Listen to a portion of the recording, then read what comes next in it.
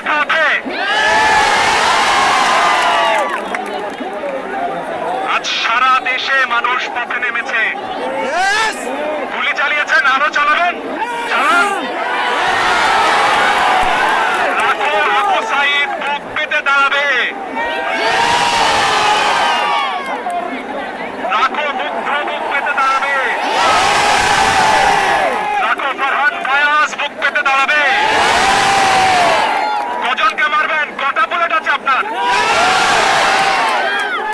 বলেছিলেন 5 বছর, গুলি ছুড়লে নাকি আপনাদের বুলেট শেষ হবে না।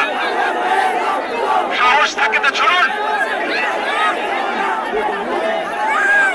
আমার দেশের যারা নিরাপত্তা রক্ষীরা রয়েছেন, পুলিশ ভাইরা, বিজিবির ভাইরা, সেনাবাহিনীর ভাইরা, আপনাদের সন্তানও এই গুলির মুখে পড়েছে।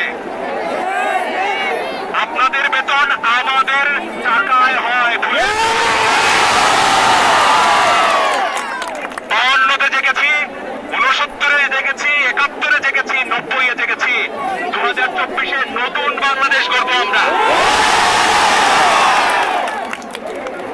যে বাংলাদেশে বৈষম্য থাকবে না, যে বাংলাদেশে ন্যায় বিচার থাকবে, অবিচার থাকবে না,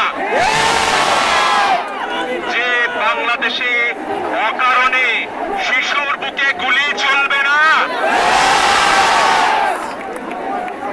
আমরা সবাই শৃঙ্খলাবদ্ধভাবে থাকবো, সবাই ধৈর্য ধরে থাকবো। আমাদের নেতারা কি সিদ্ধান্ত নেয় সেই অপেক্ষা থাকবো। তরুণরাই আমাদের নেতা, তোমরাই বাংলাদেশ।